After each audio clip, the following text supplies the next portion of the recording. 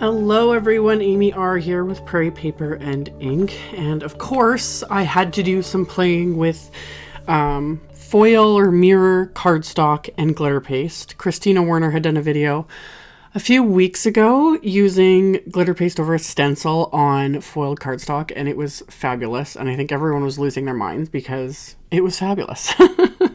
So I've had it in the back of my mind for a while now, and of course I have been stocking up on all these different colors of Tonic mirror and satin finish cardstocks.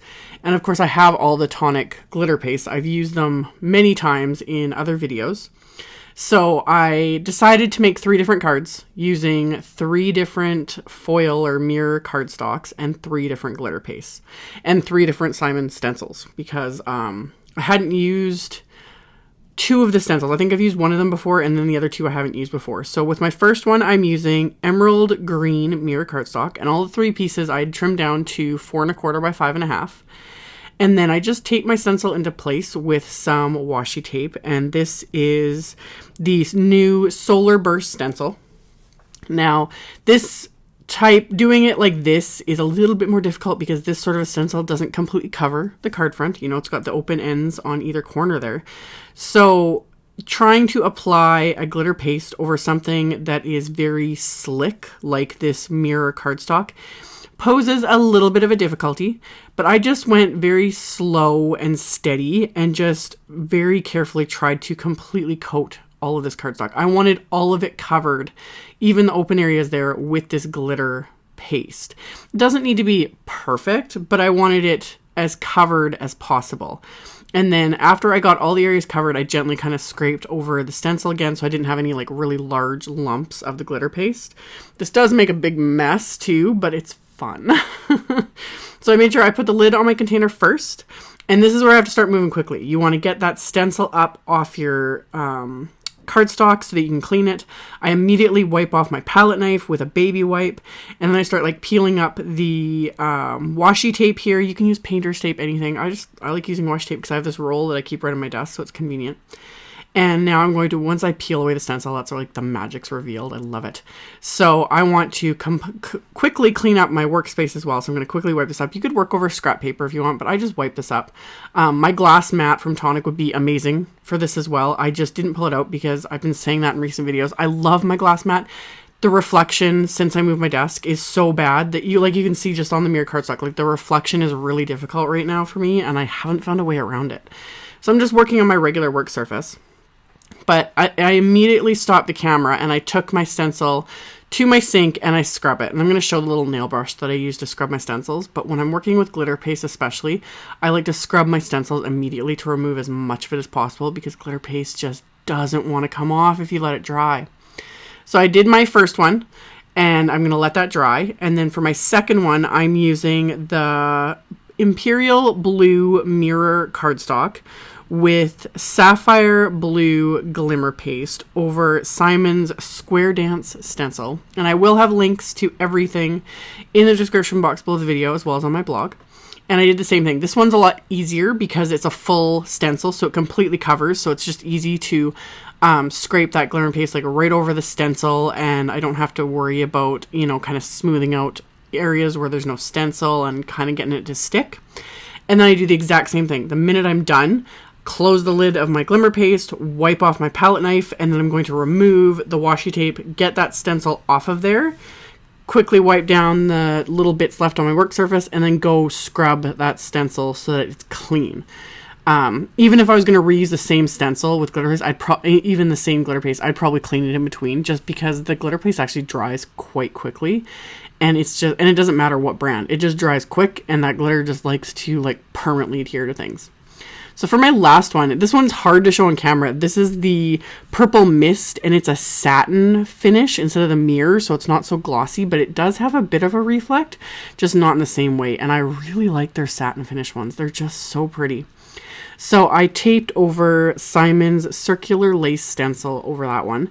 And then I'm using the Tonic Amethyst Purple Glimmer Paste. And same thing, there's those open areas on the top and bottom corners. So I'm just trying to really carefully keep my palette knife as even as possible. Try and like coat those areas.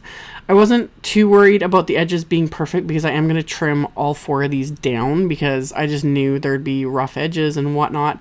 So I'm going to just trim them down, but I still wanted to get as even as a coverage as possible so that the actual stencil area will really pop and be crisp and perfect.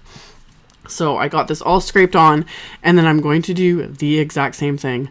Wipe off my palette knife, wipe off my work surface, and then scrub my stencil. And I have found with just about anything, not just glitter paste, but any sort of medium that I'm using with my stencils, that a nail brush works really, really well. If it's something like just ink, I can just wash it with some hand soap and it's good to go. But any sort of paste or anything like that, I find being able to scrub my stencils works the best. So I just have a little nail brush I picked up. I think you can even get these at Walmart, Sally's, etc. They're just like basic little nylon nail brushes that you use to like scrub your nails. These work really well, and I literally will hold my stencil like so right over the palm of my hand, and I just scrub it in a circular motion with a bit of hand soap in my sink. Cleans them up great. There'll be a little bit of residue left over. You can't see it on camera, but there's a little bit of glitter residue left on these stencils, but I don't worry about that at all. It doesn't bother me. But I like to keep them as clean as possible because I don't want big chunks or anything, you know, wrecking my stencils when I go to use it with something else.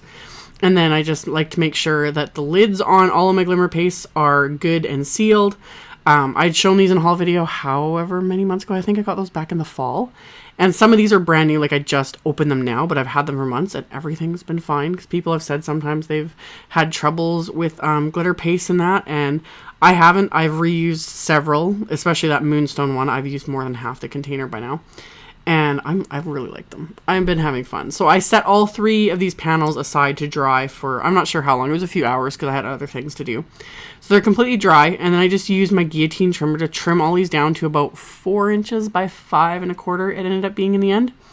So I was just careful with trying to trim, and again, because these are such a shiny surface with the glitter paste, some of the little bits on the edges kind of popped off, but I didn't worry about it because these were so much fun to make.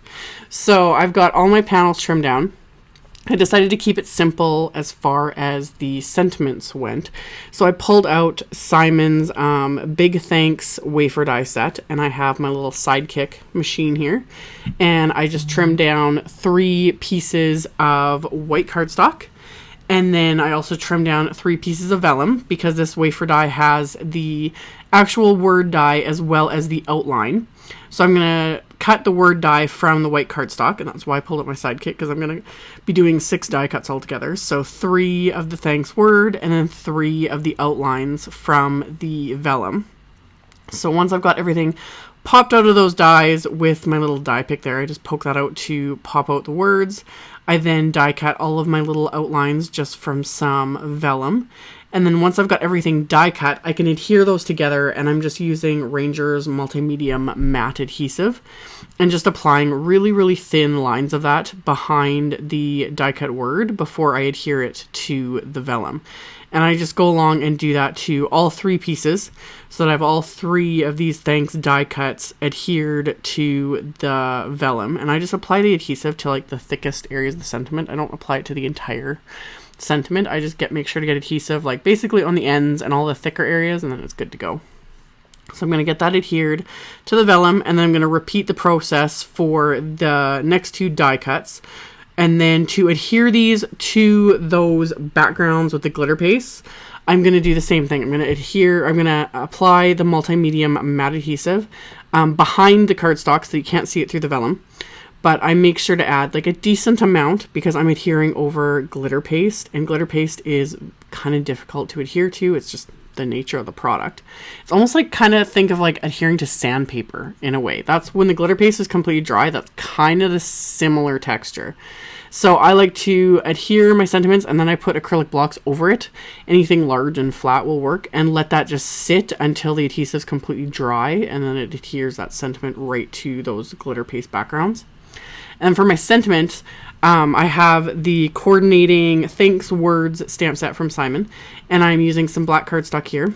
And my first go, it's hard to tell on camera, but I stamped it crooked. So I just flip the cardstock around, use my anti-static powder tool again, and I'm just going to stamp all 3 sentiments that I'm using just along the bottom of this cardstock with Simon's clear embossing ink. I'm just doing all three together to save me time. So I'm just going to stamp all three of those, just space them apart a little bit. And I was trying to make sure I line them up all the same, like just along the bottom of the cardstock, because I just want a very narrow strip with these sentiments. And after I stamped all three, I'm going to coat them all with Simon's white detail embossing powder. And then once those are all coated, I can melt all three with my heat tool, so then all my little companion sentiments are done. So got those melted with my heat tool. I can funnel that embossing powder back into the container from my coffee filter there. Put the lid on that before I knock it over. And then I'm just going to use my guillotine trimmer again to trim this down into a narrow little strip and then just cut them all apart with the trimmer. So then I have all my little coordinating sentiments to go with that trimmed down. And to adhere these to the card bases, I just use little Derice foam strips because they are the perfect size. And that's actually my preferred method of adhering anything to a glitter paste background, is to use foam tape, because that just really helps to kind of like, the cushion of it and everything helps kind of get in there and really adhere everything really well. Plus I like having it, you know, popped up for that little bit of dimension. So I use those little foam strips and adhered each of these little embossed sentiments below the die cut words. So once I have all of those in place, I have all my card bases, which are heavyweight white cardstock cut to 4 1/4 by 11, and I scored them at 5 1/2. So they're top folding A2 size cards, and I decided to keep the inside simple and just stamp the large thanks word, because you can never say thanks enough. So I was like, I would say it at least twice. So I decided to just stamp that on the inside of the card. So I used my travel stamp platform for this because I was going to do all three at once. Saves me time and effort. And I picked out 3 different Simon Says Die inks in colors that were similar to the background. So this first one's Blue Jay ink. And after I stamp the sentiment, I'm going to wipe it with my little Gina K stamp cleaning cloth. And I'm also going to use Simon's Ultra Clean in the Dauber bottle. I find when using inks like this, when I'm switching rapidly between colors, I like to make sure that the stamp is really clean so that I don't end up like muddying up the colors right before I stamp it. So I'm going to stamp the second one with Key Lime ink. And after I stamp it, I wipe off the stamp with the little Gina K cloth just to remove any excess ink. And then I use the dauber to get that cleaner on there, and then wipe off the excess again with the cloth, and then my stamp is good to go. I don't worry about it being stained. Most good quality inks are going to stain your clear stamps. That doesn't bother me at all. I've had a lot of people ask me, like, what cleaner do you use that removes the staining? Nothing removes the staining. And once it's stained, it's stained. It doesn't affect the stamp at all, and it really doesn't bother me at all. I just want to make sure my stamp's clean when I'm switching between colors. So the final one I stamped with Deep Purple ink. And then once the insides were stamped, I'm going to adhere these card front panels with my Xyron Mega Runner. And of course, I'm matching up the purple background with the card base that I stamped. The purple, the green with the green, the blue with the blue.